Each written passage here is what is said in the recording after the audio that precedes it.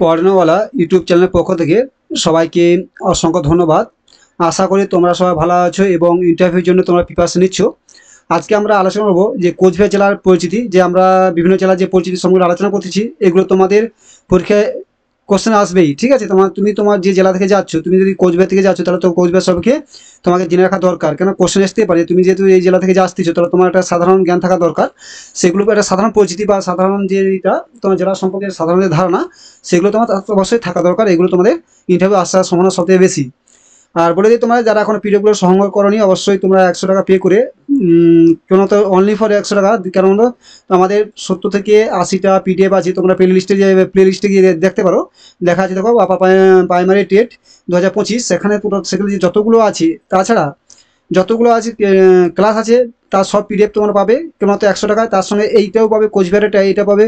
তা বাদে যতগুলো ক্লাস হবে এরপরে তোমার পিডিএফ পেতে থাকবে। ঠিক আছে, যে আর এক্সট্রা কোনো টাকা পে করতে হবে না। ঠিক আছে, তার সাথে সাথে তোমার যে আর যে ক্লাসগুলো হয়েছে, যত ক্লাস হয়েছে 70 থেকে 80টা সবাই পিডিএফ পেয়ে যাবে। তাই তোমরা যদি পে করতে চাও তো অবশ্যই এই নাম্বারে, হোয়াটসঅ্যাপ নাম্বারে তোমরা মেসেজ এসএমএস করে, ঠিক আছে, সেখান থেকে কিউআর কোডের মাধ্যমে তোমরা পে করে দেবে যে নিতে চাও। ঠিক আছে, আমি তোমার শুধু এখানে কোচবিহার জেলা বা বিভিন্ন জেলায় করছি, সেখানে আমি শুধু একটা ওভারভিউ দিচ্ছি। কেন গতটুকু পড়া সম্ভব নয়, যে অনেকগুলো পিডিএফ আছে সেখান থেকে আমি তো সেটা দিয়েছি। তোমরা অবশ্যই পিডিএফ সংগ্রহ করে নিও, কাছে রেখে প্রিন্ট করে এগুলো পড়বে। ঠিক আছে, কেন এগুলো তো ইউটিউব দেখে তো বা মোবাইল থেকে তো পড়া সম্ভব নয়, সেগুলো তুমি পড়বে। ঠিক আছে, যারা সুবিধা হয় তোমার করবে। তা প্রথম আছে দেখো সাধারণ পরিচিতি। কোচবিহার পশ্চিমবঙ্গের উত্তরে একটা ঐতিহাসিক জেলা, কোচ বংশের রাজধানী। তাহলে কোচবিহার কি ছিল? কোচ বংশের রাজধানী। বিখ্যাত কি? কোচবিহার রাজবাড়ি, মদনমোহন মন্দির, এটা ইম্পর্টেন্ট আছে। কোচবিহারের বিখ্যাত রাজবাড়ি, এবং যারা কোচবিহার থেকে আসে তারা অবশ্যই জানো। এবং মদনমোহন মন্দিরটা কত যে বিখ্যাত, ফেমাস জাগ্রত মন্দির। ঠিক আছে, এটা ভালো মনে হয় পর্যটকদের আকর্ষণের প্রধান কেন্দ্র। ভৌগোলিক অবস্থান এটা করার দরকার নেই। ঠিক আছে, এই যে এইগুলো অক্ষাংশ করার দরকার নেই। শুধু অবস্থান পশ্চিমবঙ্গের কোন দিকে আছে? কোচবিহার জেলা পশ্চিমবঙ্গের উত্তর পূর্ব প্রান্তে অবস্থান করেছি। তা ঠিক আছে, তারপর পড়বে এই যে সীমান্ত কোন জেলার সঙ্গে উত্তর দিকে আছে? আলিপুরদুয়ার, দক্ষিণ দিকে জলপাইগুড়ি, পূর্বে আসাম, বাংলাদেশ, পশ্চিমে উত্তর দিকে। এগুলো একটু ভালো করে পড়বে।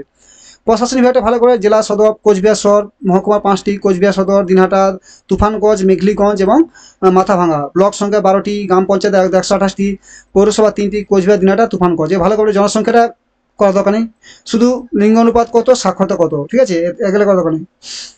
তারপর ভাষার ভালো করে, ভাষা বাংলা ভাষা, রাজবংশী হিন্দি, ধর্ম হিন্দু, মুসলিম, খ্রিস্টান। ভূপ্রকৃতি ভালো করবে। ভূমি নদী বাহিত সমভূমি, উর্বর পলি মাটিতে গঠিত। প্রধান নদী তিস্তা, তোষা, ধরলা, রাইট আগে ইম্পর্টেন্ট আছে। জলবায়ু একটু যে ট্রপিক্যাল হিউমেড এবং মাঝারি প্রচুর গরম এবং গ্রীষ্মে মাঝারি গরম, বর্ষায় প্রচুর বৃষ্টি, শীতে ঠান্ডা গুসুস করি। তা অর্থনীতি আছে, প্রধান পেশা কৃষি, ধান, পাট, ভুট্টা, আলু, শিল্প। এগুলো ভালো, শিল্পের অর্থনীতি ভালো করে পড়বে। হ্যাঁ, কেন বলতে এগুলো লাগবে বিশেষ করে। এই যে সাংস্কৃতিক ঐতিহ্য, এটা খুব ইম্পর্টেন্ট। রাজবংশের সংস্কৃতি জেলা, প্রধান বৈশিষ্ট্য রাজবংশী যে ভাষা, একটা খুব সুন্দর।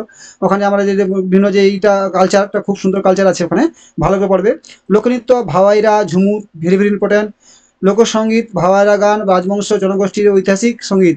ভাওয়াইয়া, ঠিক আছে, উচ্চারণ যদি ভুলে ক্ষমা করবে। ভাওয়াইয়া গান, ঠিক আছে, রাজবংশের একটা বিখ্যাত গান। এটা খুব সুন্দর গান, এই লোকসঙ্গীত খুব ভালো লাগে। উৎসব, রাসমেলা, দোলযাত্রা, দুর্গাপূজা, দেউল পূজা, কীর্তন উৎসব খুবই ওঠে। এইটা ভালো মনে হবে। ঐতিহাসিক ও দর্শনীয় স্থান, কোচবিহার রাজবাড়ি একটু পড়ে নেবে, যে একটু ভালো পড়ে নেবে, যে 1927 সালে রাজা মহারাজ নৃপেন্দ্র রায় কীর্তন নির্মিত। তাহলে কি যেতে পারে? কোচবিহার রাজবাড়ি কার দ্বারা নির্মিত? 1817 সালে রাজা মহারাজা নৃপেন্দ্র নারায়ণ কীর্তন কর্তৃত্ব নির্মিত। ঠিক আছে, ইউরোপে রেনেসাঁসের শৈলী তৈরি এবং রাজবাড়ি এখনও আকর্ষণ। আর তা মদনমোহন মন্দির যদি যখন এগুলো ফেমাস আছে, তার সম্পর্কে তোমার জেনে রাখা দরকার। যে বাইরে জিজ্ঞাসা করে যে কোচবিহারে মদনমোহন মন্দির কি জন্য বিখ্যাত? কোচবিহার শহরে কেন্দ্রে বিখ্যাত হিন্দু মন্দির, খুব ইম্পর্টেন্ট। এখানে বার্ষিক রাসমেলা অনুষ্ঠিত হয়, উত্তরবঙ্গে বৃহৎ মেলা হয়। তাহলে কি উত্তরবঙ্গে যে বৃহৎ মদনমোহন যে মেলাটা, উত্তরবঙ্গের মধ্যে বৃহৎ একটা মেলা। রাসমেলা মাঠ, ঐতিহাসিক সংস্কৃতি মেলা হয়। ঠিক আছে, সাগর দিঘি রাজবাড়ির নিকটে ঐতিহাসিক আছে। বাংলাদেশের সীমান্ত এলাকা, এইখানে ছিটমহল আছে। ভালো করে মনে হবে যারা কোচবিহার থেকে আছে, ছিটমহলটা একটু ভালো করে মনে হবে। যে 2015 সালে ভারত বাংলাদেশ চুক্তির মাধ্যমে সমস্যার সমাধান হয়। যে তোমাদের যে ছিটমহল এলাকায় কত সালে সমস্যার সমাধান হয়? 2015 সালে, এটা মনে রাখবে। যোগাযোগ, রেলপথ, সড়কপথ, বিমানপথ। তোমরা এটাও মনে রাখবে, তোমার ইন্টারভিউ দিতে যে আসো, যে সেন্টারে তোমার কোচবিহার থেকে যাও, যে জায়গায় যাচ্ছ কোচবিহার থেকে, তুমি মনে রাখবে যে আমি কোচবিহার থেকে সেন্টারে আমি কীভাবে পৌঁছলাম। তোমার পরীক্ষায় ইন্টারভিউ জিজ্ঞাসা করতেই পারে যে তুমি বলো তো, ঠিক আছে, তোমার কোচবিহার এক জায়গাতে পারি, তুমি ওখান থেকে কিসে এলে, তাহলে একটু ভালো জিজ্ঞেস করে পয়েন্টগুলো ভালো করে মনে রেখে জানাবে। ঠিক আছে, শিক্ষা প্রতিষ্ঠান কোচবিহারে পঞ্চানন বর্মা বিশ্ববিদ্যালয়, ভেরি ভেরি ইম্পর্টেন্ট, এটা মনে রাখবে। এছাড়া ABN একাডেমিক রাজ্যে প্রাচীন শিক্ষা প্রতিষ্ঠান। কোচবিহার গভর্নমেন্ট ইঞ্জিনিয়ারিং কলেজ এখানে আছে, দিনহাটা কলেজ, তুফানগঞ্জ কলেজও এখানে পাওয়া যাচ্ছে।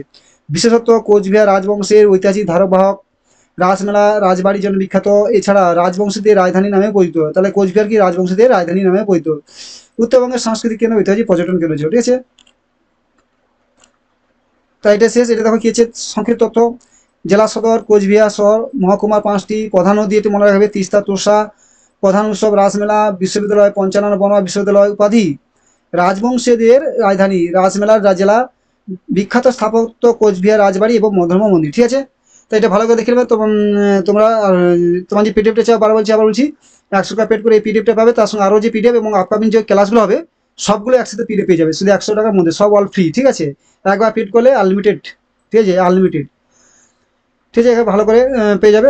Thank you. যে চ্যানেলটা ভালো লাগে সাবস্ক্রাইব, লাইক করে বন্ধুদের শেয়ার করে, থ্যাংক ইউ।